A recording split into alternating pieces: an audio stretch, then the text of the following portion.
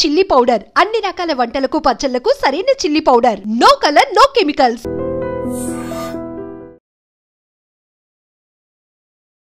Welcome to iDream. నా పేరు లుంబిని. ఈ రోజు మనతో పాటు the one and only Vanaja Ramashetti గారు ఉన్నారు.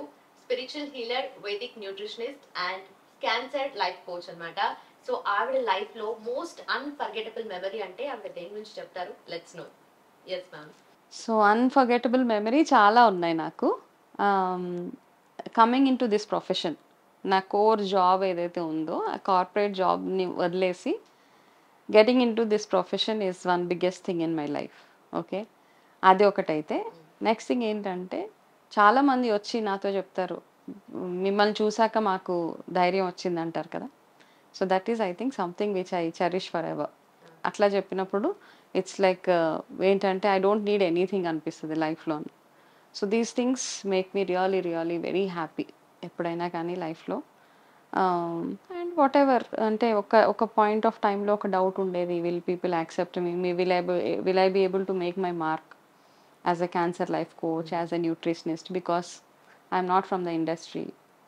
I don't have that background. కార్పొరేట్లో ఏదో జాబ్ చేసుకుంటూ అట్లా ఉండిపోయాను. సడన్ షిఫ్ట్ ఉంటుంది కదా, ఏదైతే యాక్సెప్టెన్స్ ఉంటుందా లేదా అని చాలా ఒక పాయింట్ ఉంటుంది. But people accept me, people loved me, they send me so many wishes, they approach me, they see me as a role model. ఇవన్నీ ఉన్నప్పుడు these are all the beautiful things which I cherish forever. But being a cancer survivor, మీరు ఇంతకు ముందు 20 years పాటు corporate లోనే work చేశారు. So ఆ kind of atmosphere తెలుసు, అదే తెలుసు. బట్ ఇంత అంటే మీకు లైఫ్ లో జరిగిన తర్వాత షిఫ్ట్ అయ్యారు. But what is that one thing అంటే ఇలా షిఫ్ట్ అవ్వడానికి మేజర్ రీజన్ అంటే అది ఒకటే అనుకోవచ్చునా? First thing is my own cancer journey made me, అంటే అదొక థాట్ అనమాట. ఎందుకు నాకు ఆ ప్రాసెస్లో ఏమవుతుందంటే నాకెందుకు వచ్చింది, నేను ఎందుకు బాధపడాలి, ఇట్లాంటివి అందరికీ ఉండేలాగే నాకు కూడా ఉంటాయి. నాతో పాటు ఏంటంటే మెయిన్ ఈ ప్రొఫెషన్ చూస్ చేసుకోవడానికి మెయిన్ నేను చాలాసార్లు చెప్పాను, అందరికీ ఒక ఫియర్ అనమాట, cancer is a death sentence, ఇంకా అంతే, ఇంతకు మించి ఇంకా లైఫ్ లేదు అన్న ఒకటి. రెండోది ఏంటంటే మనకు తెలిసి తెలియక చాలామందిని అప్రోచ్ అవుతూ ఉంటాం క్యాన్సర్ వచ్చినప్పుడు.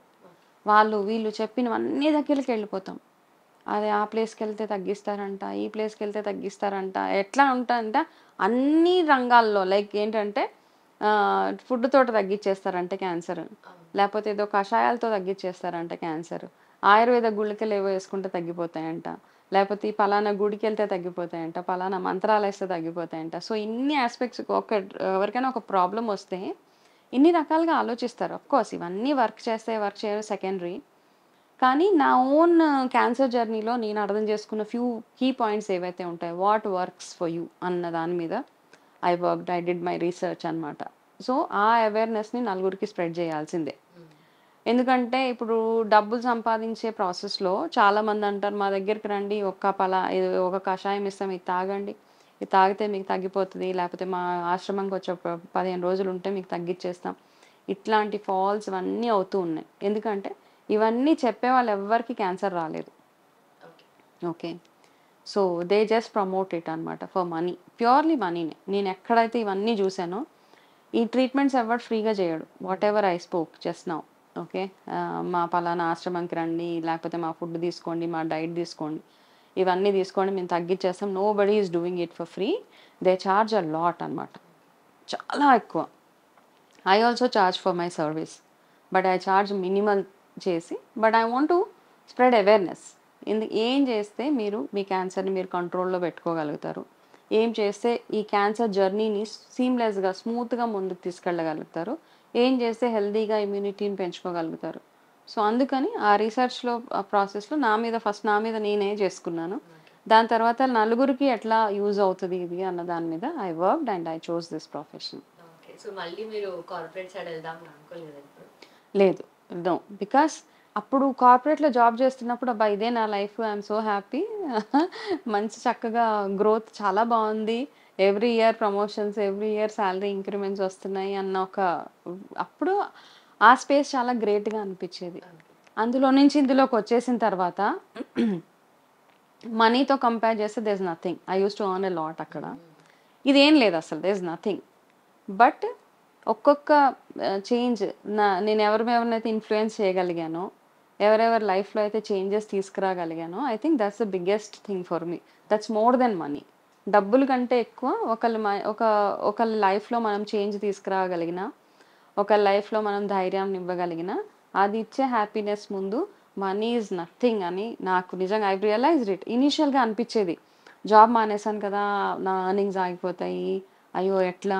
Of course I have good family support అవన్నీ. కాకపోతే చాలా ఎర్న్ చేసి సడన్గా బ్రేక్ తీసుకోవాలంటే ఎక్కడో దగ్గర ఆలోచిస్తాం అందరం. అయ్యో నెల రాగానే ఒక చెక్ వచ్చేస్తుంది బ్యాంక్కి, అది రావట్లేదు అన్న దాంట్లో ఒక 6-7 months నాకు కూడా అలా అనిపించింది.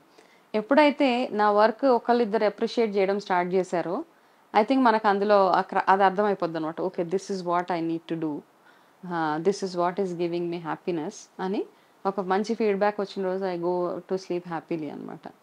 దోస్ గివ్స్ మీ అట్లాంటివన్నీ they give me good happiness in my life. So cancer patients అందరూ ఆల్మోస్ట్ అందరూ చేస్తారు. ఇప్పుడు టెక్నాలజీ పెరిగింది కాబట్టి ఎవరెవరు ఎక్కడ ఏ పార్ట్స్ ఆఫ్ గ్లోబ్ లో ఉన్నా కూడా వాళ్ళ స్టోరీస్ ని షేర్ చేసుకుంటూ ఉంటారు ఆన్లైన్ లో. సో అవన్నీ వాళ్ళు చూసుకుని ఆ కంపారిజన్ చేసుకుంటూ ఉంటారు. ఓకే, నా కండిషన్ కొంచెం బెటర్ అంటే వాళ్ళ కండిషన్ అమ్మో చాలా వర్స్ ఉంది, ఇది నాకు వచ్చి ఉంటాయి అని చెప్పేసి ఆ కంపారిజన్ లో ఒక స్టేట్ ఆఫ్ మైండ్ డెవలప్ అవుతుంది కదా. So have you gone through that?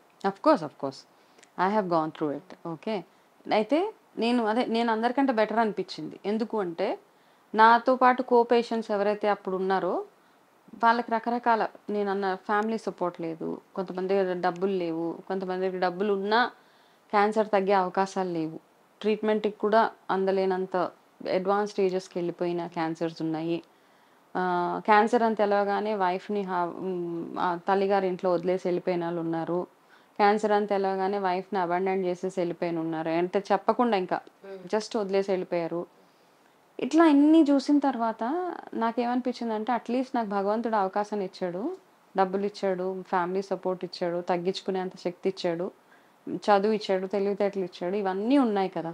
ఇవన్నీ ఉన్నప్పుడు ఐ యూజ్డ్ ఇట్ ప్రాపర్లీ. అవన్నీ ప్రాపర్గా యూటిలైజ్ చేసుకుని తగ్గించుకునే ప్రాసెస్లో ఓకే నాకు కూడా వచ్చినాయి ఆలోచనలు. అబ్బా, మిగతా వాళ్ళతో కంపేర్ చేసుకుంటే ఐ ఫెల్ట్ అమ్మ భగవంతుడా నాకు ఇవన్నీ ఇచ్చావు, అట్లీస్ట్ నాకు ఇది లేదు అన్న బాధ లేకుండా ఒక just you gave me cancer. అది కూడా ఎందుకు ఇచ్చాడు ఇప్పుడు ఏమనిపిస్తుంది అంటే నేను ఈ ప్రొఫెషన్లో రావడానికి మాత్రమే నాకు క్యాన్సర్ వచ్చింది అనిపిస్తుంది ఇప్పుడు. When I think about it right now I feel because there is a big purpose to it. Okay, అది రాకుండా ఉండుంటే నేను ఈరోజు ఇంకా ఎక్కడో జాబ్ చేసుకుంటూనే ఉండేదాన్ని కదా, ఈ ప్రొఫెషన్లోకి వచ్చేదాన్ని కాదు. సో నౌ ఐ ఫీల్ నాకు అట్లా కన్విన్స్ చేసుకుంటాను అనమాట నన్ను నేను. I feel happy about it. Like more than profession చాలా మంది మీరు గైడ్ చేస్తున్నారు, వాళ్ళని చాలా మంది ఆ లైఫ్ స్టేజెస్ లో వాళ్ళని కూడా సపోర్ట్ చేస్తున్నారు కాబట్టి yes so I feel happy. I feel yes this is the reason అనేది ఇదే కారణం అనుకుంటా నాకు అప్పుడు రావడం వల్లే నేను కదా ఈ రోజు ఈ ప్రొఫెషన్ లో ఉండగలుగుతున్నానని. అగైన్ మ్యామ్ ఇంత హ్యాపీగా హెల్తీగా మీరు మళ్ళీ బౌన్స్ బ్యాక్ అయ్యి యూఆర్ డూయింగ్ అమేజింగ్. ఇంకా అదే కంపారిజన్ లో ఉంటుందా అప్పటికన్నా నేను ఇప్పుడు ఎక్కువ చేస్తున్నాను వర్క్ విషయంలో కానీ సాటిస్ఫాక్షన్ వర్క్ సాటిస్ఫాక్షన్ విషయంలో. సో కంపారిజన్ లో మీకు ఏమనిపిస్తుంది? ఐ థింక్ ఐఎమ్ బెటర్ అన్ని ఆస్పెక్ట్స్ లో ఇప్పుడు నేను చాలా better. Okay, leaving the salary and money పక్కన పాడేస్తే that's nothing actual. I don't even think about it. Health పరంగా చూసుకున్నా, ఎనర్జీ లెవెల్స్ చూసుకున్నా, నా అప్రోచ్ టువర్డ్స్ లైఫ్ చూసుకున్నా, the amount of hearts I won. Okay, అంతమంది వెల్ విషర్స్ నేను add చేసుకున్నాను అనుకున్నా కానీ నా ఫ్యామిలీ సపోర్ట్ చూసుకున్నా, ఇవన్నీ I'm think I'm 100% better than before. And I look better now. Before cancer ఎట్లా ఉన్నా ఓకే అప్పుడు అందరూ బాగుంటావు ఏదో సంథింగ్ ఏదో కాంప్లిమెంట్స్ ఇచ్చేవాళ్ళు కదా. But when I look back my old photographs before cancer, while cancer, after cancer, I think I'm much better అన్ని రకాలుగా. మ్యామ్ ఒక భయం అయితే ఉంటుంది కదా మళ్ళీ రికరెన్స్ ఛాన్సెస్ ఎక్కువ ఉంటాయని చెప్పేసి, సో ఆ థాట్ వచ్చినప్పుడు C we can't do anything. ఒకవేళ మళ్ళీ వచ్చింది అనుకో దిస్ నథింగ్ విచ్ భయంలో బ్రతకలేం కదా లైఫ్ అంతా. రేపు ఏమవుతుందో ఇంక మళ్ళీ వస్తుందేమో. ఒకవేళ వస్తే okay I know what to do now that I have counselled thousands of people. నాకు ఇప్పుడు తెలిసి ఏం చేస్తే ఒకవేళ వచ్చేసినా కానీ ఓకే ఇంకా ఆ ట్రీట్మెంట్ ఉంటుంది. నాకు ఇప్పుడు అట్లీస్ట్ నాకు తెలుసు ఏ ట్రీట్మెంట్కి ఎక్కడికి వెళ్ళాలి, ఎట్లాంటి జాగ్రత్త తీసుకోవాలి అవి తెలుసు. రాదు అని డాక్టర్స్ కూడా డిక్లేర్ చేయరు కదా క్యాన్సర్ని. రాకుండా చూసుకోవడం ఇప్పుడు ఏదైతే నా లైఫ్ స్టైల్ ఉందో, నా ఫుడ్ హ్యాబిట్స్ కానీ, నా లైఫ్ స్టైల్ కానీ, ఎమోషనల్ వెల్ బీయింగ్ అన్ని రకాలుగా హోలిస్టిక్‌గా క్యాన్సర్ హీలింగ్ అంటే ఇట్ ఈస్ హోలిస్టిక్. న్యూట్రిషన్ చూసుకోవాలి, మెంటల్ హెల్త్ చూసుకోవాలి, ఫిజికల్‌గా చూసుకోవాలి, స్పిరిచువల్ చూసుకోవాలి. అన్ని రకాలుగా చూసుకొని మీరెట్లా ఉంటున్నారు అన్నది ఆలోచించుకుంటే మీకే అర్థమైపోతది. మీరు హెల్తీగా లీడ్ చేస్తున్నారా లేదా లైఫ్. అయితే మోస్ట్ ఆఫ్ ది కేసెస్ ఏంటంటే సడెన్‌గా క్యాన్సర్ తెలవకుండానే బయటకొచ్చేస్తూ ఉంటుంది. కాకపోతే వాట్ ఐ బిలీవ్ ఈస్ ఏదో ఒక సిమ్టమ్ మనకి వస్తూ ఉంటది. ఆ సిమ్టమ్స్‌ని మనం అర్థం చేసుకోగలగాలి. ఇమ్మీడియేట్‌గా దాన్ని యాక్షన్ తీసుకోవాలి అంతే. అందుకే ఎర్లీ స్టేజెస్‌లో డిటెక్షన్స్ అంటాము. ఇప్పుడు నాకు తెలుసు ఏదైనా ఒక సిమ్టమ్ వస్తే నేనెళ్ళి వెంటనే డాక్టర్ దగ్గర చూపించుకోవాలి. I should not ignore it. First ignore చేసేసాను కాబట్టి ఇప్పుడు ఏ చిన్న సిమ్టమ్ వచ్చినా ఇప్పుడు ఇంత రిసర్చ్, ఇంత చదివి ఇవన్నీ చేశాం కాబట్టి at least I think I will be able to understand what is going right and wrong in my body. So I think I will handle it. Even if I get it. Gen Z అనే term వినగానే lot of things come to our mind. So వీళ్ళ behaviour ఎలా ఉంటుంది, ఎందుకంటే time తో పాటు ఇప్పుడు మన జనరేషన్ నెక్స్ట్ జనరేషన్ అనేది చేంజ్ అవుతూ వస్తుంది కదా. సో ఈ చేంజెస్ ని వీళ్ళు ఎలా తీసుకుంటున్నారు అండ్ వాళ్ళని మనం ఎలా తీసుకోవాలి అసలు? ఓకే. సో బేసికలీ జెన్‌జీలో ఏంటంటే the first and foremost thing is they very bold. Okay. And I think second thing is చాలా ఎక్స్‌ప్రెసివ్ కూడా వాళ్ళు. Okay. They bold and expressive. These are the 2 things. ఫియర్‌లెస్‌గా కూడా ఉన్నారు. ఓకే. ఇవన్నీ ఏం చేస్తున్నాయంటే ఈ 3 చాలు మనకి. Bold, expressive and fearless. ఈ 3 ఏం చేస్తాయంటే ఆహ్, ఒకప్పుడు ఏంటంటే విల్ గో బ్యాక్ టు ఝాన్సీకి రాణి డేస్‌లోకి వెళ్ళిపోతే the queen has to be like that. Okay. She should be bold, expressive and ఫియర్‌లెస్‌గా ఉంటే she can conquer the world. Okay. So ఇప్పుడు అట్లా అయిపోయిందనమాట. Everybody is a queen. All the Gen Z people are like queen or king or queen whoever it is. They are like that. Okay. కాకపోతే ఏంటంటే మనకి what we feel మిగతా వాళ్ళు ఏమంటే కొంచెము ఇంట్లో ఉన్న ఏజ్డ్ వాళ్ళు ఏమనుకుంటారంటే అమ్మో ఏంటి ఇట్లా తయారవుతున్నారు పిల్లలందరూ, ఇది మన కల్చర్ కాదే, మన సాంప్రదాయం ఇట్లా కాదే అనేసి టెన్షన్ ఉంటుంది అందరికీ కదా. అయితే ఏంటంటే ఎట్లా ఉన్నా కానీ ఎంత బోల్డ్గా ఉన్నా అడ్వాన్స్డ్గా ఉన్నా అన్ని రకాలుగా ఉన్నా కానీ ఎక్కడో ఒక దగ్గర ఆ వాల్యూ సిస్టమ్ అన్నది పిల్లలు క్యారీ చేయాలి. ఓకే. ఈ మూడిటికంటే కూడా చాలా ఇంపార్టెంట్ బీయింగ్ ఎంపథెటిక్ ఇట్లాంటివి. మన వాల్యూస్ ఏంటి, మన సిస్టమ్ ఏంటి, మన వాటెవర్ మన కల్చర్ ఏంటి, మనం ఏ బ్యాక్గ్రౌండ్ నుంచి వస్తున్నాము, what is the family values we're carrying అన్నది that is missing somewhere. Okay. ఇప్పుడు అంతా ఏమైపోయిందంటే ఒక యూనిఫామ్గా అయిపోయిందనమాట. జనరేషన్ మొత్తం ఇట్స్ ఎవ్రీథింగ్ ఈజ్ యూనిఫామ్. వీళ్ళు మంచి వాళ్ళు చెడ్డ అట్లా లేదనమాట. దిస్ ఈజ్ మై బిహేవియర్ అన్నలాగా. Because everybody is feeling that this is how మనం ఇలాగే లైఫ్ లీడ్ చేయాలి, this is what is accepted అన్న థాట్లోకి మనం వచ్చేసాం. ఆ వాల్యూ సిస్టమ్ ఎప్పుడైతే మిస్ అయిపోతూ ఉంటుందో you can see everything like you know starting from a living relation. Okay. Which is totally ఒకప్పుడైతే దేర్ ఇస్ నథింగ్ లైక్ కదా. అసలు లవ్ మ్యారేజ్లో ఫస్ట్ వర్డ్ చెప్పడానికే భయపడే మన కల్చరు. ఎన్నో ఎన్నో ఎన్నో సాక్రిఫైసెస్ అయిపోయాయి. లవ్ మ్యారేజ్ అనగానే వీ యూస్ టు సాక్రిఫైస్. ఇంట్లో వాళ్ళు they use to say that no not acceptable, అసలు సమస్య లేదు, సేమ్ కమ్యూనిటీ సేమ్ సొసైటీలో ఇన్ స్టేటస్ అవన్నీ చూసి ఇవన్నీ ఉండేవి, విచ్ వాస్ గుడ్ యాక్చువల్లీ. ఎందుకు అంటే అప్పట్లో ఎట్లా ఉండేదంటే I'm not against love marriages and all, but still I'm saying ఇప్పుడు అరేంజ్డ్ మ్యారేజ్ చేసుకున్న లవ్ మ్యారేజ్ చేసుకున్న 7 తరాలు చూడాలి అటు ఇటు అంటారు. 7 తరాలు అంటే దేనికో కాదు, అంటే ఆస్తి ఉందా అంతస్తు ఉందా కాదు. 7 తరాల్లో దే యూస్ టు సీ ఎట్లాంటి వాళ్ళు ఉండేవాళ్ళు. ఓకే. హెల్త్ పరంగా, వెల్త్ పరంగా, బిహేవియర్ పరంగా, కల్చర్ పరంగా ఇవన్నీ ఎట్లా ఉండేది వీళ్ళ ఫ్యామిలీలో అన్నది. ఇప్పుడు చిన్న ఎగ్జాంపుల్, ఎవరికైనా ఏదైనా ఒక ప్రాబ్లం వచ్చింది, ఆటో ఇమ్యూన్ డిజార్డర్, క్యాన్సర్ వస్తే డాక్టర్స్ విల్ ఆస్క్ మీ ఇంట్లో ఎవరికైనా ఉందా ఇలా అని అడుగుతారు కదా. సో ఇవన్నీ తెలుసుకోవడానికి కూడా ఆ 7 తరాలు వెనక్కి వెళ్ళాలని మనం చెప్పేవాళ్ళు అనమాట.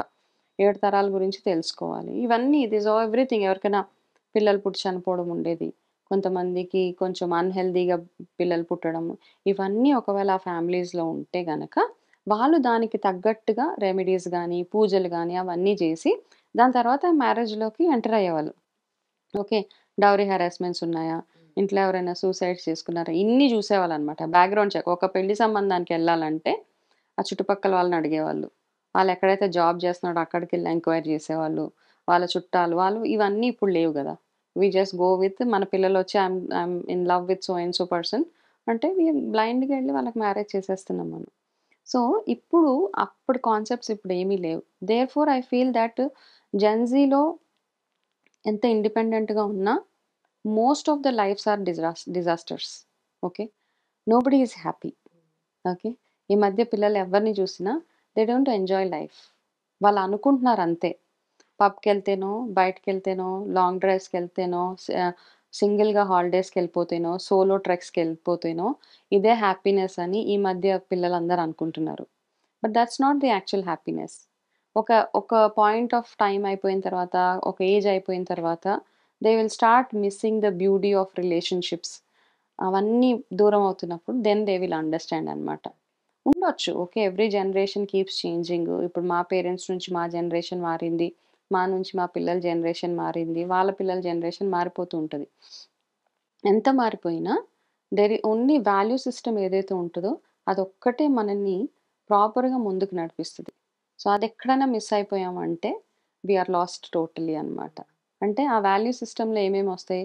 How you need to take care of your self respect, the way you dress up, the way you talk, నీకు ఎంత ఎథికల్గా ఉన్నావు, నీకు నువ్వు ఎంత వాల్యూ ఇచ్చుకుంటున్నావు, నీ చుట్టుపక్కల ఉన్న వాళ్ళకి ఎంత మర్యాద ఇస్తున్నావు, నువ్వు ప్రతి ఒక్క రిలేషన్ని ఎంత బాగా హోల్డ్ చేసుకోగలుగుతున్నావు, నీ ఫ్యామిలీ మొత్తాన్ని నువ్వు హోల్డ్ చేసి ఉంచుతున్నావా లేదా, are you that one person who keeps your family together. ఇవన్నీ ఇప్పుడు మిస్సింగ్. సో ఐ థింక్ ఇవన్నీ అర్థం చేసుకుంటేనే while Gen Z is beautiful, bold, expressive, outgoing, చాలా టెక్ సావీ ఇవన్నీ ఉన్నారు, విచ్ ఇస్ అ బ్యూటీ. చాలా హ్యాపీ అనిపిస్తుంది అవన్నీ చూస్తే. But at the same time the other side of the కాయిన్ని కూడా వాళ్ళు బ్యాలెన్స్ చేసుకుంటూ వెళ్ళాలి. సో ఇప్పుడు 90s జనరేషన్ చూస్తే 90s కిడ్స్ అందరూ ఏది చేసినా కూడా లైఫ్ లో కొంచెం భయం భక్తి ఉండాలి అని చెప్పేసి పేరెంట్స్ నేర్పించుంటారు.